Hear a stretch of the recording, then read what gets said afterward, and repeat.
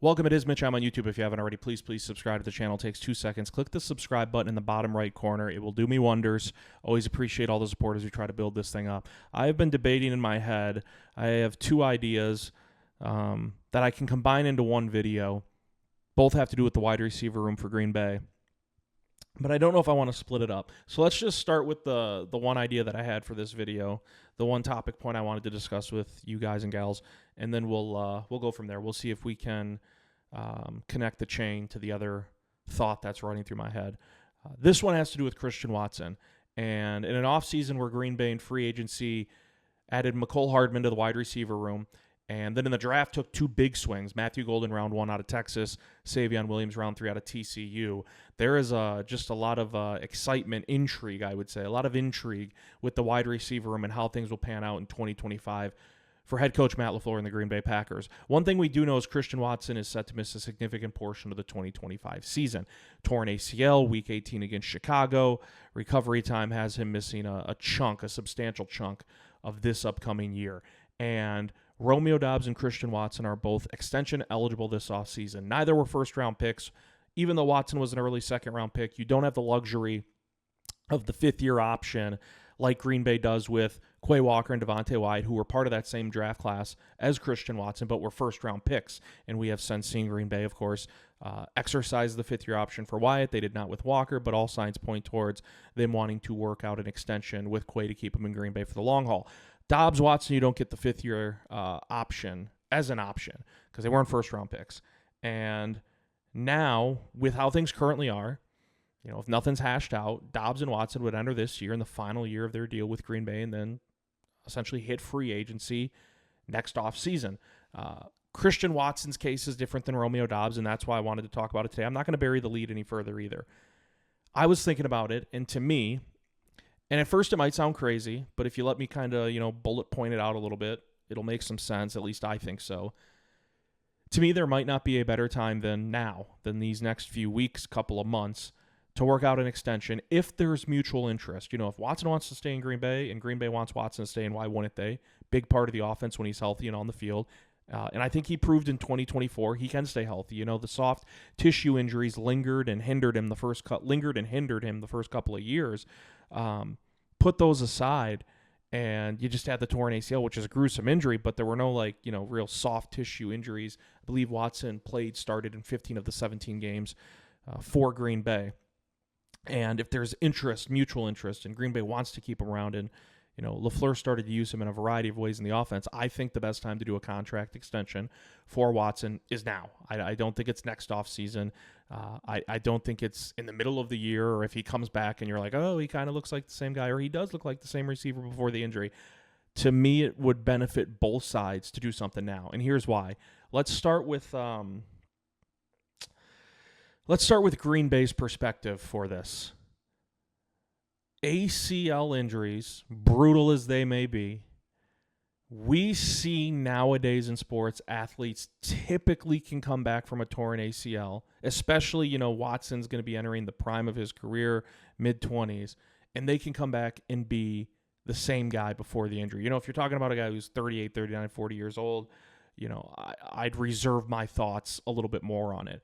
But with how prevalent and common, and it sucks, but with how common ACL injuries have been, we see a lot of times guys come back, especially at Watson's age, and they look fine. Over time, they settle back in and become the player, the athlete they were before the injury. And if you're Green Bay and you expect that from Christian Watson, and LaFleur has said as recently as a couple weeks ago, I guess, it depends on when you watch this video, that Watson looked like a freak. He said he meant that like a compliment during his rehab process with what he's seen. It's the same Christian Watson, so on and so forth. He's going to miss a significant portion of the 2025 season. We know that. But if the Packers and their medical team feel very confident or close to confident that Watson will be the same receiver when he returns at some point. I don't expect Watson, whenever he comes back in 2025, right out of the gates to be the same guy. There's going to be a little bit of an adjustment period. You know how they say, you got to take that first hit, that second hit, you got to make that first cut, that second cut in live game action, and then you really start to feel comfortable settling again, obviously. But if the Packers want Watson around, why not offer him a 1-2 year extension? I'm not saying you open up the checkbook and you say, here's a 4 or 5 year extension. We're going to pay you near top dollar. Like that's just not going to be on the table. The Packers don't expect that. I don't think Watson and his representation would expect it either. But if you're Green Bay and you have Christian Watson, who's rehabbing from this injury, and when he comes back, he is set to be playing in a contract year, there is not any safety net in place right now for Christian Watson. If you're Green Bay, why would you not, if you want him to stick around, why would you not go to him, go to his representation, and offer a 1 or 2 year extension off his current deal? Know that you then have the safety net of having Watson in your offense for at least the next 2 seasons, and you believe he's going to come back and be the wide receiver he was before the injury, and you can get it. You know, this is kind of where the nature of the business comes in, and it almost feels a little greasy to talk about it, but you could probably get Watson at a discount, because if Watson comes back and he shows he's the same receiver and he's taken the lid off the defense, and again in 2025 I thought the first 3-4 weeks Jayden Reed looked like a number 1 wide receiver, and then he really fizzled off. He had, I think it was 11 catches for less than 170 yards and 0 touchdowns combined in the last 5 games of the regular season. Green Bay was waiting for someone to take the reins at the number 1 spot. It just didn't happen. But I did think in 2024, Christian Watson's route tree developed. He looked more confident. Green Bay used him as more than a vertical threat. You got to remember, when they drafted Christian Watson out of North Dakota State, they knew, hey, his instant impact, what we can get right now, take the lid off the defense. Defensive coordinators constantly have to be worried that we're going to throw him the deep ball. And they did. Remember, the first play of Christian Watson's rookie season was a play-action bomb, and Rodgers put it right in the breadbasket. We know what happened after that against Minnesota. But instantly you knew, hey, the immediate impact this guy can have is as a vertical threat. And as he's developed, he's become much more than that. And I think that was on full display at times in 2024. And so if Green Bay can get that receiver, why not start negotiations now, knowing we'd probably be getting a bit of a discount? We'd be going for a 1-2 year extension. And then we know if Watson does come back and he looks great, you have the cushion of that 2-year deal already in place, and you're not getting into a bidding war next off season with 2, 3, 4 other teams, probably more than that, who would want Watson's services as well. And so to me, it makes sense for Green Bay from a financial standpoint, and from the perspective of, you know, all signs point towards Green Bay really enjoying, liking having Watson as part of this wide receiver room. And when you look around and you talk about drama, you know, Romeo Doubs was suspended for a game last year. He skipped 2 practices, didn't say a peep about it to anybody. Team personnel had to show up at his residence just to make sure he was okay, and then you find out he suspended a game, conduct detrimental to the team, because he wasn't happy with his role. We have seen this offseason. Josh Jacobs makes a pretty, you know, blanket statement saying, I love the wide receivers we have. I love the room we have. I think we need a bona fide number 1, and Jayden Reed and Dontavian Wicks took offense to it. You haven't seen that with Christian Watson. He has been the utmost professional, super productive. He just feels like a Green Bay Packer. And the risk you run if you're Green Bay is that he would come back and not be the same receiver. But again, you wouldn't be forking over as much money as you would if you get into a bidding war next offseason, if when he does return in 2025, he does look like the same Christian Watson, which I think is the expectation. And so to me, Green Bay has some leverage from that perspective because they can offer a safety net to Christian Watson.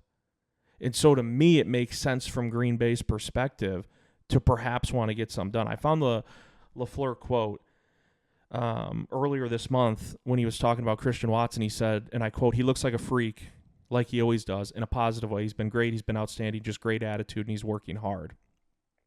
Like, Green Bay has addressed his upcoming absence with a Hardman signing, but then 2 big swings in the draft. But you still want, I would imagine, Christian Watson in the fold going forward.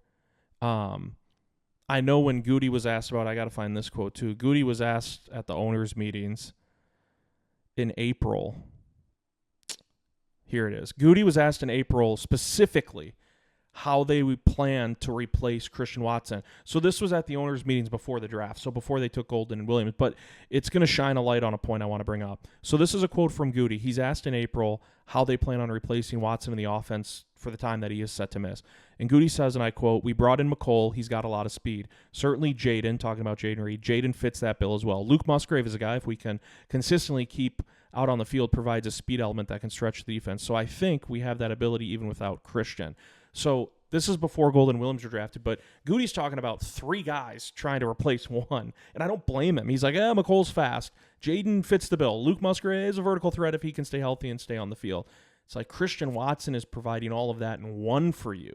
You're looking at all these different, you're looking at 3 different options to try to replace one or to try to fill those shoes or fill that void. And so to me, the Packers value Christian Watson. I would imagine they want him along for the long ride here. And yeah, Goody was talking about how dynamic he is. Christian's a pretty dynamic guy. There's not many guys like him in our league. So when he's out there, it certainly changes things. Getting him healthy down the stretch will be really important for us. I do think we can handle that as we are. So they're bringing in more bodies. I get it. There's the risk of him not returning to form, but I don't know. Again, with his age and his frame and his size and how the reports are coming from his rehab so far, you would expect him to be pretty damn close to it. From Watson's perspective, if you ask, why would you do it? Why would you do it? Well, those soft tissue injuries, while they subsided for the most part, right, in 2024, they were a big part in hampering his first 2 years in the league. Now you have the torn ACL. Whether it's fair or not, some people are going to label Christian Watson as injury prone. Coming back in 2025 during the season is not ideal, but you want him on the field because you're better when he's on the field than when he's not on the field. And so at some point, he's going to be slotted right back into this offense. And so if you're Christian Watson, how would an extension getting done now in the offseason make sense? Safety blanket. It gives you that reassurance that, I have another year or two. And that's where I would try to work it out, maybe a 2-year extension. And then he has that mindset where he doesn't have to press, he doesn't have to force, he doesn't have to try to hurry back into action knowing, hey, I'm not only putting stuff on tape this year for the Packers, I'm putting stuff on tape for 31 other teams who may want my services come free agency. And so from Watson's perspective, it's almost like you can take a sigh of relief. You can say, you know what, now I have another year or two to really prove my worth again, to really up my stock and then cash in big time. With Watson, you're almost like preaching patience if you're in his inner circle, where it's like, we expect you to be the wide receiver you were before the injury, but signing a 1 or a 2-year deal now sort of gives you that fallback where it's like, I don't have to instantly come back as quick as possible and really force the issue. I can be myself. I can be the player I am in this offense. And then if he rises to the occasion, like many expect, he'll cash in handsomely in a couple of years. And so you preach patience and you tell him, hey, you're getting that reassurance that you have financial stability and plenty of it for 2 more years, and then you can cash in down the road. So to me, again, on the surface, we might be looking at this and saying, wow, it would make sense for Green Bay if they want Dobbs. Why not get an extension done now? Yes, he suffered the 2 concussions, was suspended for a game, but all signs point to him being ready to go for 2025. And if you want Dobbs in the picture, why not work out something now? But to me, the Watson angle is more fascinating, more intriguing. In the injury, it sucks, but it's the main reason why. It kind of throws a wrench into the plans from some perspectives, but at another angle, why not go to Christian and say, hey, we want to keep you around. We think you're going to be the same guy when you come back. Here's a 2-year extension offer. Take it or leave it. Perfectly fine either way. Not going to offend us. And if you're watching, you look at that and say, when I was drafted early 2nd round, Green Bay traded up to come get me. Maybe didn't think this would be his first payday coming off his rookie deal, but injuries have factored into that, and primarily this torn ACL injury. Why not take the 2-year extension, prove I can come back and get the job done, stay healthy over the full course of a season, contribute in the playoffs, and then boom, really, really cash in a couple years. To me, it makes more. I don't know if it will happen, and I think the Packers, quite frankly, have to prioritize a couple other extensions, primarily Zach Tom. I think that takes the cake right now as far as what Green Bay's prioritizing.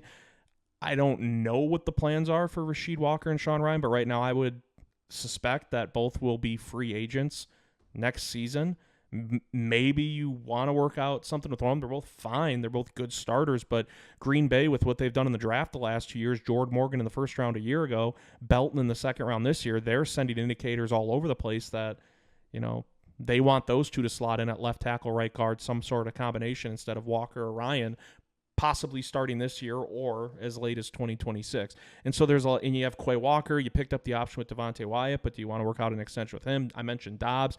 Like, there's a lot of moving parts right now. It goes to show the strength of the draft class that Goody had a few years ago, that all these guys are now extension eligible and you want to keep a lot of them or would prefer to keep a lot of them. I think you prioritize Zach Tom and then kind of figure things out after that. But Watson's situation is super, super interesting. And I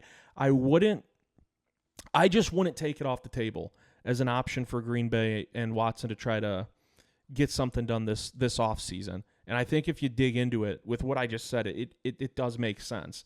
Like, Watson probably wants the safety net, the reassurance, knowing that even if he comes back this year and let's say plays 4 or 5 regular season games and he looks the same, you can't expect him to come back and just light the league on fire and, oh my gosh, he's going for 120 yards and a touchdown every week. Like, that seems super unlikely to happen. He's going to be eased back in, and then you hope to have him for the stretch run and hopefully a postseason run for Green Bay. And so for Watson, you get the reassurance that, you don't have to sweat things out next offseason coming off a torn ACL, only playing part of the season. And for the Packers, it's, hey, we have a little leverage here. We could probably get him at a cheaper price. We expect him to be the same guy when he comes back from this knee injury. Why not try to work out a short little deal and then see where things carry us in the next couple of seasons? Let me know what you guys think. I'm going to hold off on the other video. It has to do with the wide receivers, just the drama. It's with the wide receiver group. It's kind of annoying me. I'm sure it is with some of you guys as well. Let me know what you think about this. Always appreciate all the support. It is Mitch. I'm on YouTube. Please click the subscribe button. We'll see you next time.